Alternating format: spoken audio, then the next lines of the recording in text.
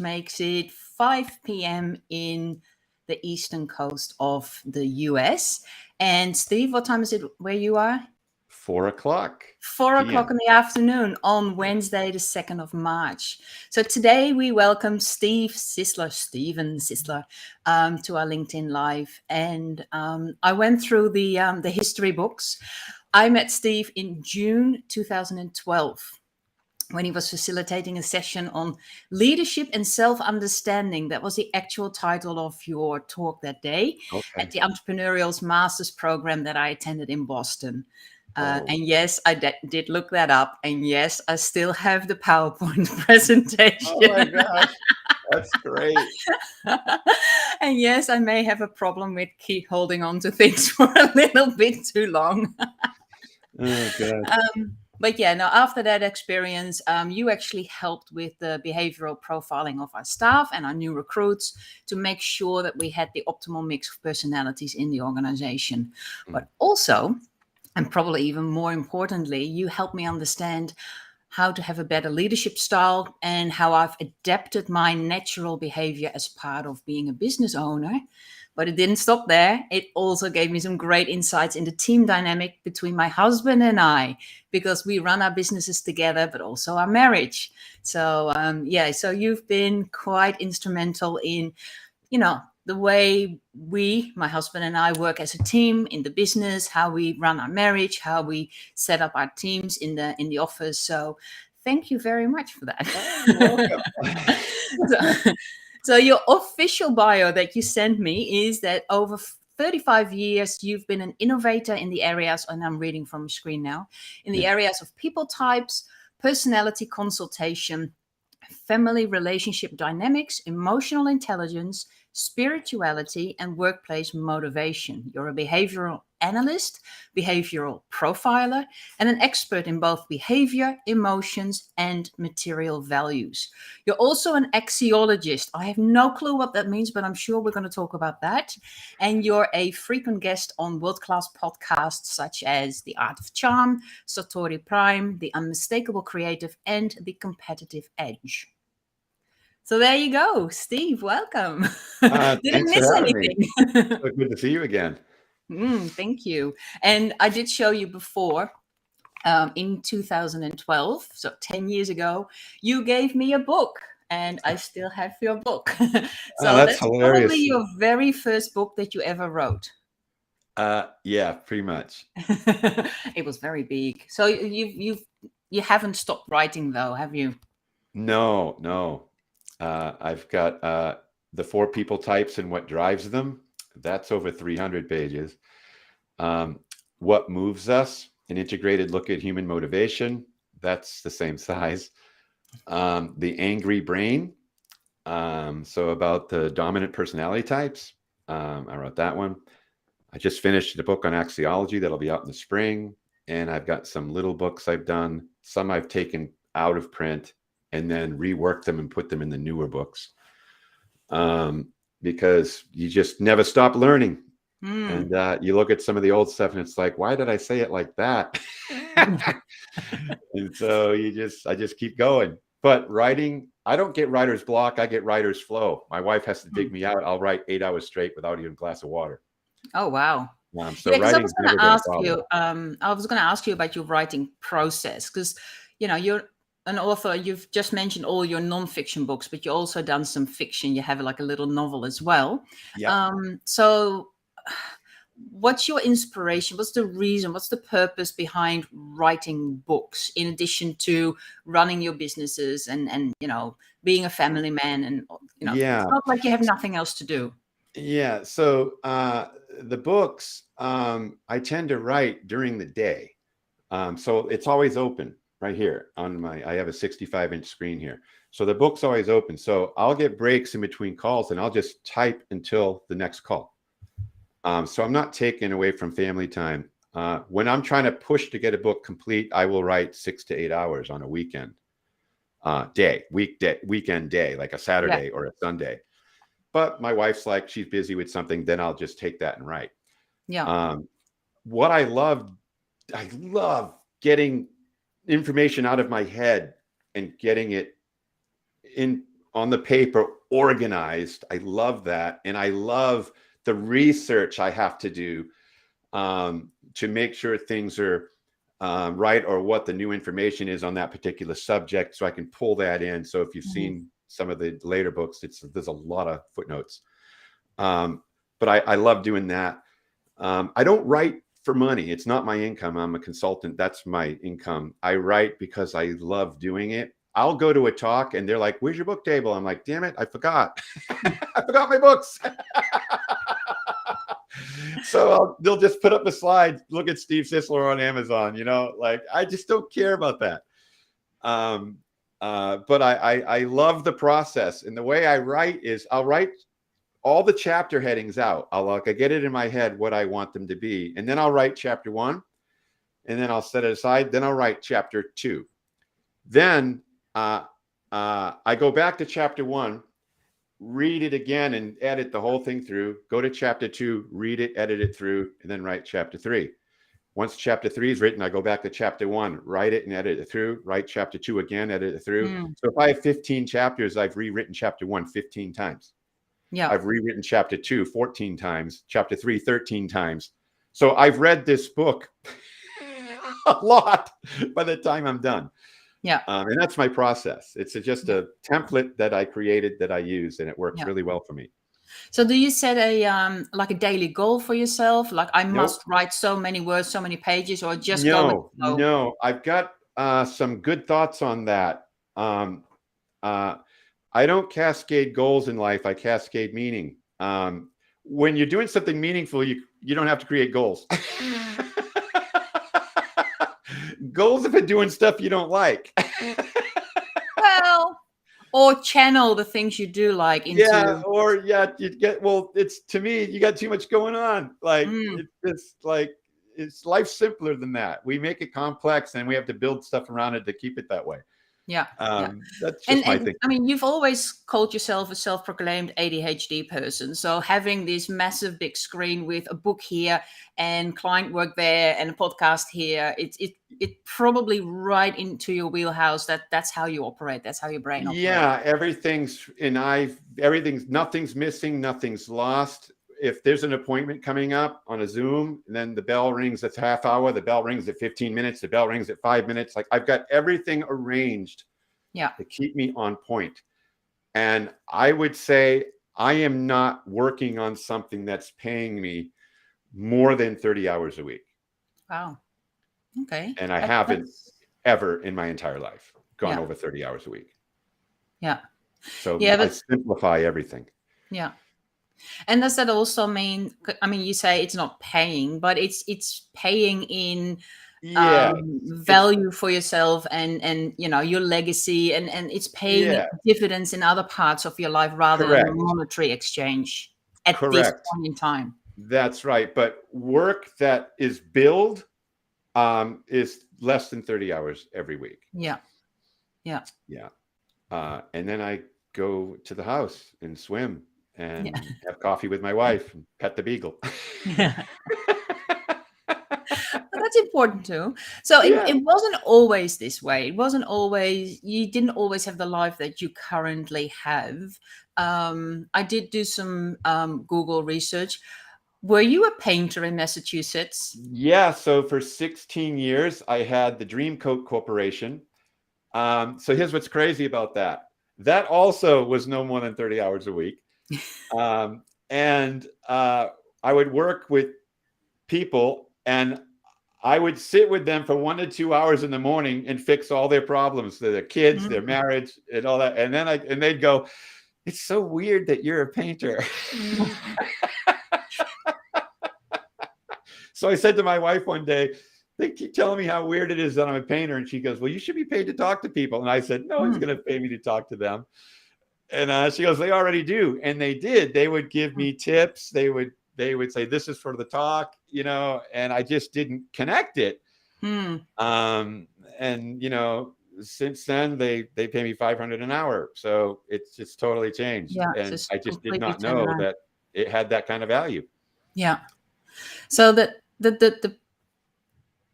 understanding of that, talking to people, is more gives you more purpose, gives you more your own personal value than the painting. Yeah. You needed that outside influence of your wife to sort of really have that clarity of Yeah. this is what I want to be when I grow up. Yeah. Like I Now don't want to be a painter. I loved the painting. Like I'm an artist, so I was a faux finisher. So I would take a column in their house and turn it into marble. Make it look like granite, make a wall look like barn board. Like an artist, I would just paint like that. So it was a wonderful business. I really enjoyed it. It wasn't that I didn't like it. I just wasn't using all of me. Yeah. So I was using part of me in different ways by talking to them in the morning and all that. But the job I have now, if you could call it that, I'm just me. I'm just, there's no work at all. It's just the Zoom comes on. I'm like, hey, how was your week? Yeah. And then we're off. Yeah. So how do you use, because you said like when you were a painter, you used your behavioral analysis skills, having to talk to people. Now your work, you're being paid to analyze behaviors and help people in their relationships and the value they bring to organizations and their lives. How do you bring your artist side? How do you bring your creativity in what you currently do? So I'm a highly intuitive style. So art in this, so we'll call that creativity. Art is more like sculpting and painting. But a creative, I have creative ways when I consult. All my consulting is done through story.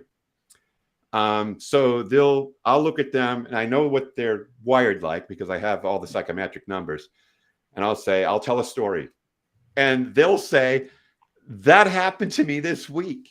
And a story I made up out of my head actually happened. And I think that's probably in the 80th percentile that happens. I'll give you an example. I looked at a profile and I said, you look like, let me give you a story. You're being held underwater. Someone tried to drown her and she ended up on drugs from it. It's super anxiety, like when she was a teenager. And when I looked at the numbers, I saw a drowning person. I looked at another profile and they said, what do you see? I said, I see you were looking at porn at work and they caught you and fired you. He goes, yeah, that happened on Tuesday. So that's how crazy it gets. Yeah. I just don't know why. It's just the way it is. I've told people what they drive for a car. A lot. I had a woman tell me, she was a psychologist, and she said in front of 10 people, like, we paid a lot of money for this. You're going to tell me what I drive in front of everybody. And I'm like, all right, a white Range Rover. Correct. What? I was shocked. So that's my art. It's an intuitive sense, and then I dare say it. Yeah. And most of the time it's right, turns out, and it's very effective. Yeah. So to get to that intuition, because I'm thinking like part of what I do a lot, or we do a lot, is educating people on the power of questions. So where do questions, because you need to have questions to get to your behavioral analysis to be able to tap into your intuition. So where do you feel the questions are important? How does that work within your line of business? Well, every consult I do starts with a question. Have you ever done one of these before? Well, that's a powerful question. And they'll say, yeah, no, whatever. And say, okay, let's look at it. And as they have to sit and listen to me so that I can show them how much I know about them without knowing anything. When I get through that, they'll say to me, so where do you think I need work? I said, that's the wrong question. I said, who says you need work? Who says there's anything wrong with you? Like, why would you even come up with such a comment? And that takes people back. I said, the question is, how's all this working out for you? Because this is how you face the world. Yeah. It's not right. It's not wrong. It's not indifferent. It's not moral. It's not immoral. It's just, this is how you're wired. And are you making the best use of it? And that's how we start. So those are the type of invading questions I ask, because Yeah. people are usually thinking outside of where they should actually be thinking. In other Mm. words, there's got to be something wrong in how entrepreneurs are fixers. Yeah. And so the first thing they ask me is, what's wrong? I said, who says anything's wrong? And they're like, okay. I said, what made you think that? I don't know. Is there something wrong? I don't know. Is there? Like that. That's such a counselor way of doing this. Like, Yeah. okay, you tell me. Yeah, you tell me. I don't know. I'm not a mind reader. Yeah. I get this information. I know how you're going to do something. And I know how you're going to respond in a crisis. I'll know all these things. So as you do that, does that work for you? And in some areas it does. Some areas it's highly profitable. Some areas it's terrible. I had a gentleman this week, was talking to him yesterday, and I explained his style. Here it is, just laid it out. How's it working out? Not good. He's losing his family. I said, oh, that's a good point. Yeah, that's interesting. What makes you think, what is it they have a problem with? And after a while, they're diagnosing everything. I'm just listening. But they're never forced to look because they're busy working. And your brain never verifies if what you're doing is right. Yeah. It only justifies why you do it. Every brain does that. It's how it's designed. So that's really interesting you say that. So the power of questions isn't so much the answer to the question, but the fact that you step back and assess the question, like, how do I have clarity in this? How does it impact me? How do I feel about that? Rather than just going with the motion and ticking off the boxes of, yep, I answered that question, answered it. So it's, no, it's stop and think and be aware of what's going on. Right. Look, human beings in some ways are the most predictable things in the world, if you understand how they operate. And so, people say, oh, I'm really good at fill in the blank. And I'm like, have you ever tried to lose weight? And they'll be like, have you ever tried to lose weight? Yes. Then why aren't you doing it? You tell me you're really good at this. So why don't you just do that here? Apply that here. Can't. Why? You have a competing commitment. See, everybody has competing commitments. I had a gentleman, his brother passed away. They both owned a business. So his brother that passed away, his sons are in the business. So the uncle's nephews in the business. The nephews are taking advantage of the uncle because the uncle has a competing commitment to his past brother to not let the children down. So the kids are walking away with the business. Yeah. So how do you no one's going to come up with that on their own. How do you uncover competing commitments? What questions do you need to ask? Because that's really important, I feel, because that's where your priorities are, and how committed am I to reach this goal, or how committed am I to actually do this task? Yeah, well, the question should be, how committed am I to being honest with myself? Because that's where people aren't committed. There's no commitment there.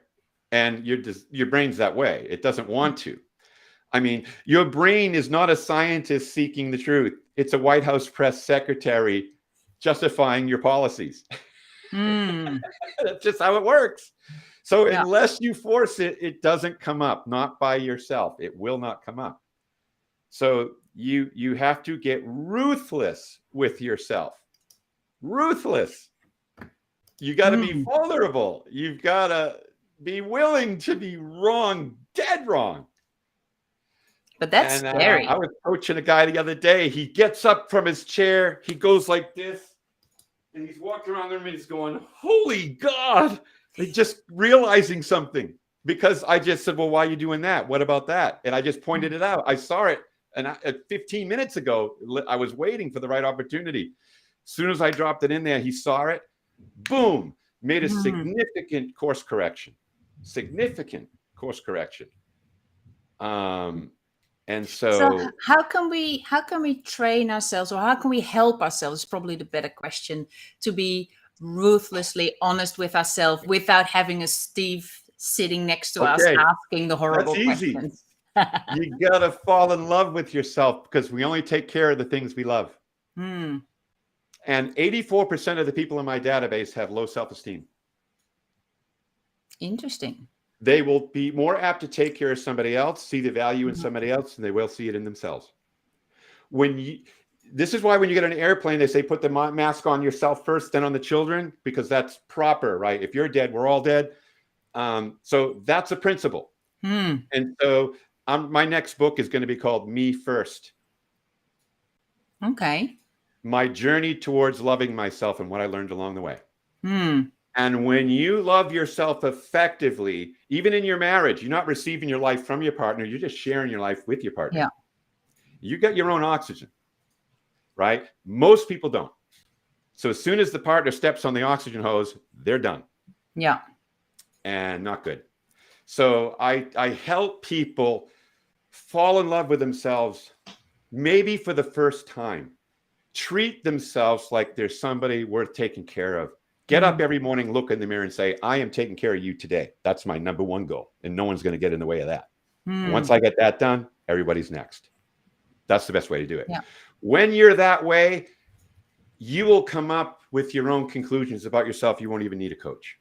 So do you see differences between employees and entrepreneurs in how they approach this question of, do I really love myself? The low esteem, the big commitment to making yourself a better person or a more lovable person to yourself? Yeah. Well, look, I've really never been an employee in my whole life. But I always used to say, well, I'll take good care of myself and I won't fire myself. Like I used to run that reel. Now, people that work for other people, okay, great. They're no different than me, you, or anybody else. They're just bringing their talents to an entity and being a contributor there. But what happens then is they start comparing themselves between themselves when they're there. So this is what I call the I triangle: fear of not being liked, fear of failure, and fear of being mischaracterized. So everything they do is out of a sense of what everybody else is thinking. Yeah. And therefore, they're no longer the framers of their own world. Everybody else is. And now they're going to frame your world too small because they don't have a stake in your world. Not one. So it's framed too small. So an employee, like an entrepreneur, can go to work, treat it like their own business, and borrow their building. And then they are in the same position I'm in. Yeah. Yeah. Yeah. And when you're faithful with that which belongs to somebody else, it'll qualify you to have your own. Yeah, I mean, it's important to really let that sink in. I think it's important to really understand the implications of that, because in that sense, it doesn't really matter whether you're an employee or an entrepreneur. If you take control of, I build my business, I build value in my business, I continue with my business of my life, it doesn't matter whether you go to a job or if you go to your own company. Am I saying that correct? Yeah. Yes. So when I was 17, I worked at Burger King. Okay. 17 years old. My first job, I worked at Burger King. Right. And so there was a couple that owned 4 Burger Kings in that area. And 3 Burger Kings were calling this Burger King, trying to figure out a way to get me in their Burger King. So they would call the manager and say, we'll give you 2 people for Sisler. Like this word was just getting around. Yeah. Oh my God, I loved that job. I absolutely loved that job.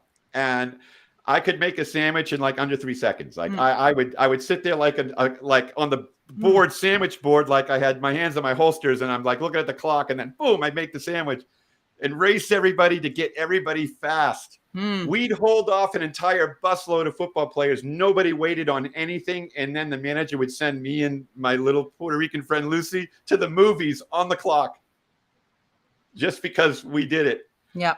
And I just loved that job. And I just went there and said, how can I be the best at this? And I actually thought about going to Burger King University and then owning a Burger King. Like that's how I was thinking when I was 17. So I didn't look at that job as, oh, you work at Burger King. It's like, I'm turning Burger King around. Like I brought every bit of me to that job. It took from 11 to 1 o'clock in the morning to close. I was there 6 months. We were closing in 7 minutes. Seven after 11, we're done. Yeah. And that's really how every person in a business makes a difference to a business, as long as you are aware of who you are, what value you bring, what you can add to the business. Absolutely. I never thought, what can Burger King do for me? I don't even, that never entered my mind. Like, I'm like, what can I bring here to the table where I will be remembered as the guy? Yeah. I worked when I was 19. I worked at a mobile home manufacturing plant at 19 on an assembly line. I was so bad on the first day, I ended up closing the whole plant.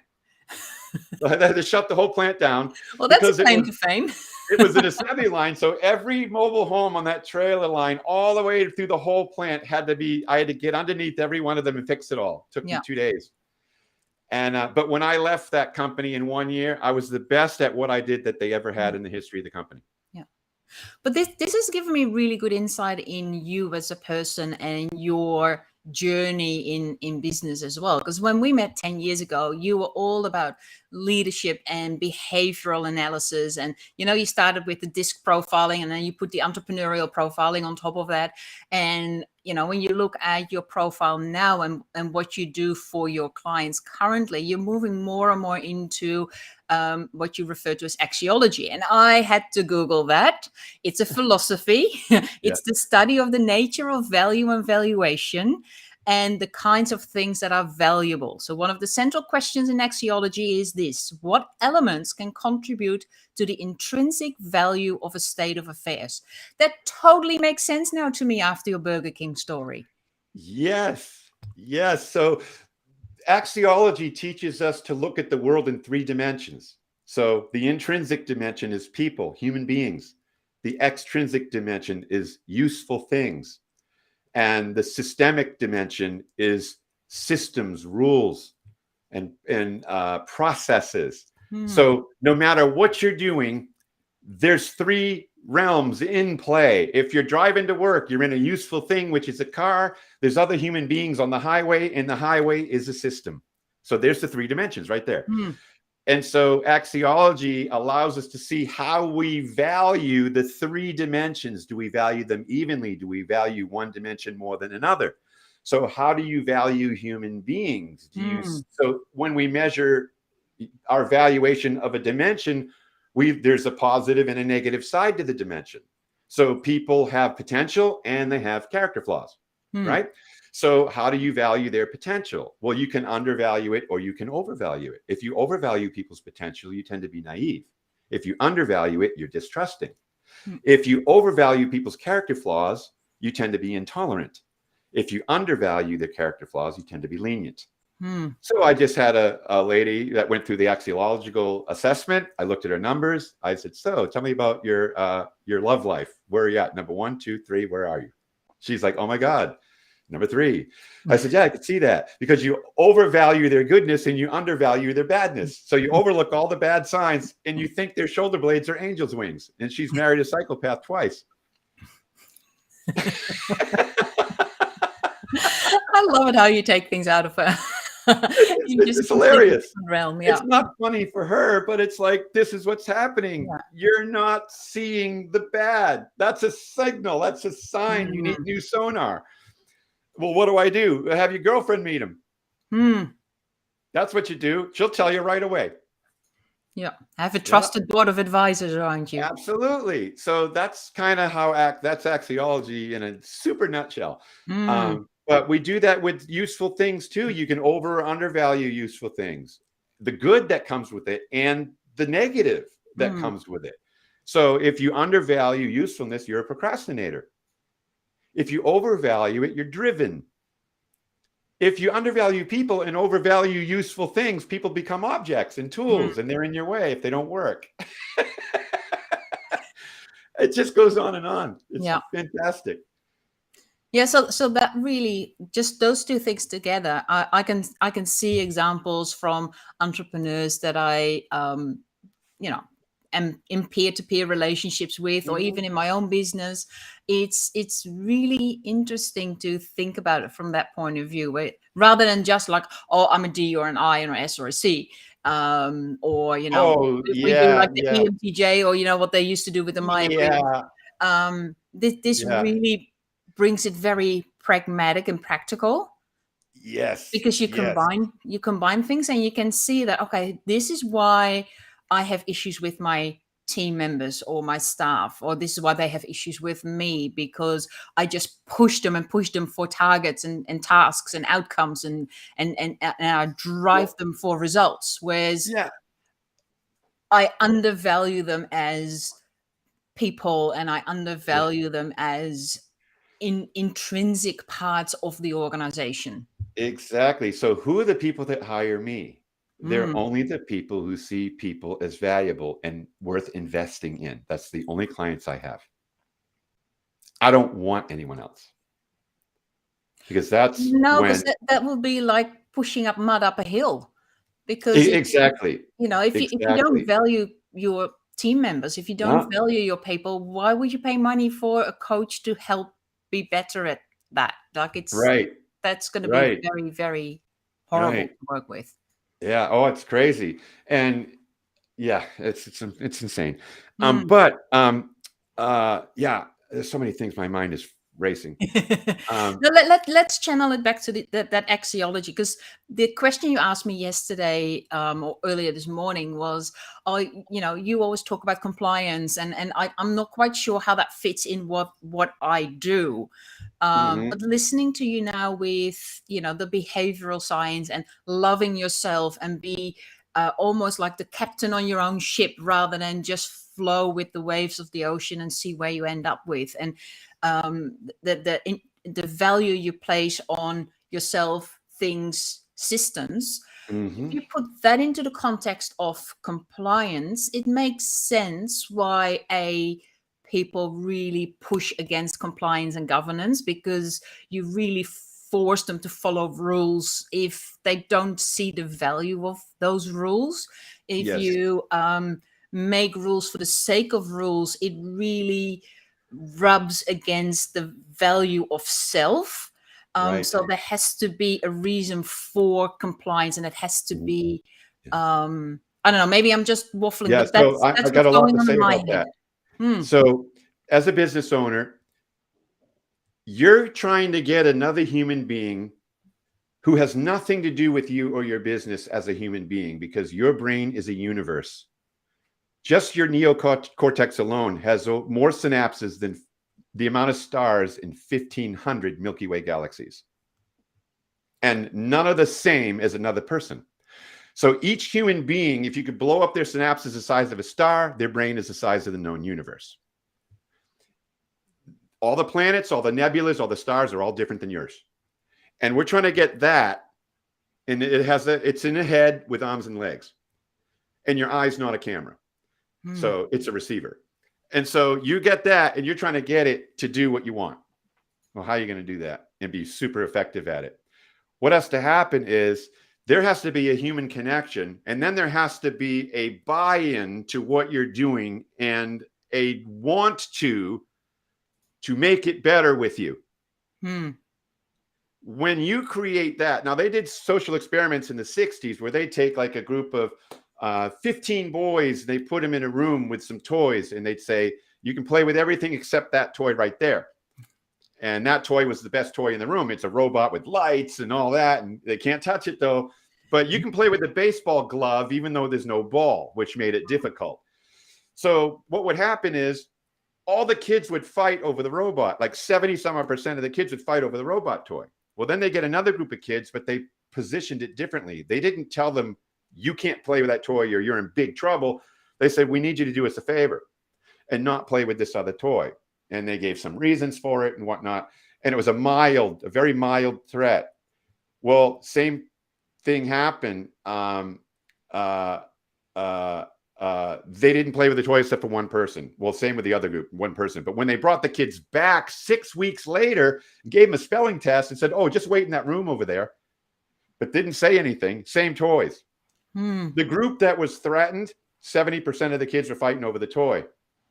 The group that wasn't, only 30% of the kids tried to play with that toy. Why?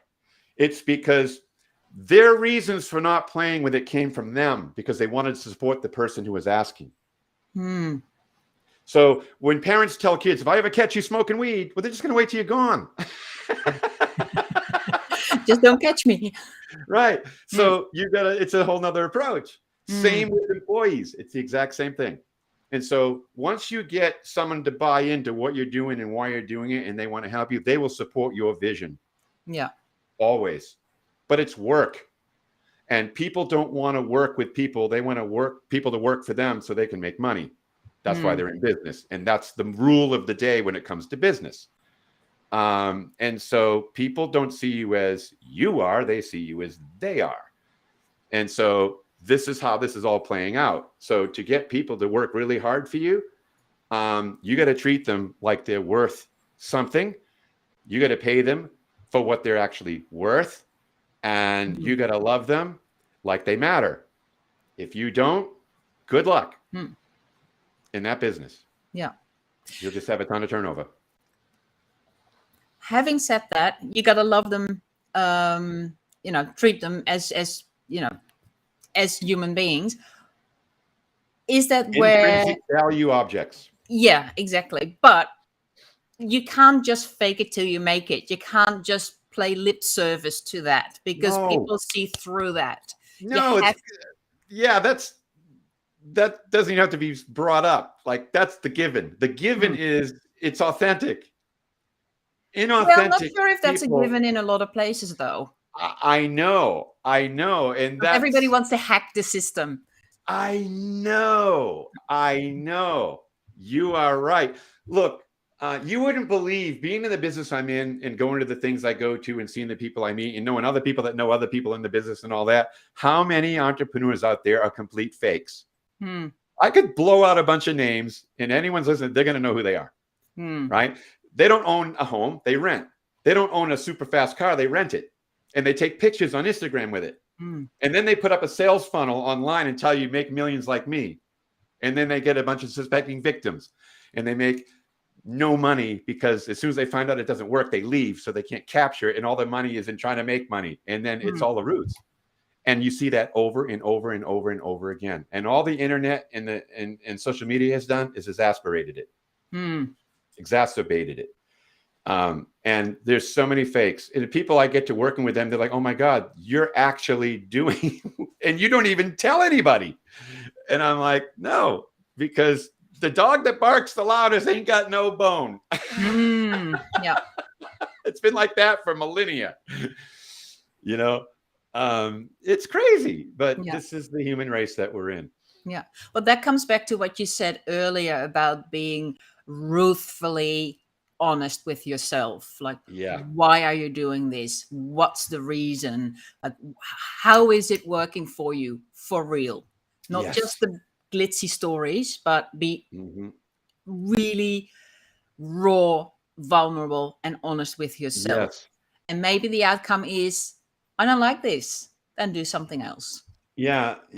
I was coaching a person last week. I went to where they live, in their home, and we are 1 hour into this session. And she just looks at me and goes, I want out. And I didn't even know what she meant. I'm like, out of what? She goes, the business. And I just broadsided me. Like, I go, really? tell me more about that. And then she just started weeping and weeping. And oh, it was unbelievable. What an outcome they under that 5-hour deal. Wow. But just raw. Yeah. Raw. Yeah. Beautiful. I know. I live for that. You must be so full and satisfied and excited about what you do on a day-to-day basis and the value you add to your clients. That must really fill your emotional bucket. It does, like almost to a point of a problem, because I went through my email yesterday, my calendar, my email, and I'm like going through and I'm like, oh my God, I never billed that person, that person, that person. Then I'm going through like everyone I didn't build, and I had thousands of dollars in billing that I didn't even know about because I don't think about it ever. So I constantly have to go back 30 days and just double check to make sure I'm invoicing, because it's the last thing on my mind. It's crazy. Yeah. But yeah, I love this. I love it. I mean, I was in Palm Springs with a client. I get home, there's 12 bottles of wine on my doorstep from them and a $500 tip. Wow. Awesome. I go to Austin to my other client. I get into the hotel. There's a $200 bottle of whiskey on the thing with a love note.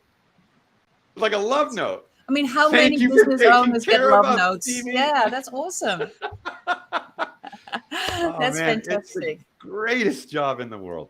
Yeah, fabulous. Okay, let's wrap it up here. Is there anything you would like to say in ending this? Anything that you really feel we didn't touch on today, but you want to make a point on? Oh, I don't know. I know that's probably another 5 hours, so I'm it's very open-ended question. That's just going to open up another Pandora's box. Look, I will just say this. At the axiological sequence of events is this: me first, what I do second, where I'm going third. Okay, that's the order of events if you want complete and better life sustainability. Me first, who I am is first, what I do is second, and where I'm going is third. Now, here's what happens. People switch it up. What I do is first, where I'm going is second, who I am is last. But now, what happens is all their worth is coming from what they produce, but not in who they are. And if they can't produce that anymore, they can't fall back on, at least I'm awesome. So it's a problem. So me first, what I do second, where I'm going third. Matter of fact, where I'm going, you don't even have to think about it. Because it's why Alcoholics Anonymous is successful. You get up in the morning and you say, I'm not drinking today. And that's as far as you go. So they call that one day at a time, right? And there's a bumper sticker that says that. If you live that way as a human being, all the future is a stack of todays. All you have is right now. That's why in the Old Testament of the Bible, Moses says, who do I say sent me? God. He says, tell him I am sent you. Like, this is as old as time itself. Now, the present one is what that means. Living in the present. That's all you've got to work with. Get up in the morning, look in the mirror. I'm taking care of you today. All right, what's on the agenda today? Because I'm good. And then you do that, and you don't have to worry about tomorrow. It's going to take care of itself. And that's the best way to live. Fantastic. Well, that is an awesome way to end this. Me first, what I do second. So if people want to connect with you, I've got a couple of links. So there's your LinkedIn URL, your business URL, and I also found something called Human Acumen, because that was also on your LinkedIn profile. So if people... So Human Acumen is a gateway to my tool. And I have a partner in that. He built it using my brain. And so we came together and put together a psychometric system there. But the best one is Behavioural Resource Group. That's me and my current consulting firm. And if you're interested in any of the books, just Steve Sisler, just type it into Amazon. Yeah. It's easy to find. Yeah. Well, thank you so much for your time, Steve. It was awesome to talk to you again. And let's not wait another 10 years for our next. Yeah, great seeing you again. Thanks for having me. And have a lovely Wednesday afternoon, evening. Good luck with your next book. It's coming out in June. In June. I was going to say spring, but it's already yeah. spring. I'm hoping for spring, but it might be June.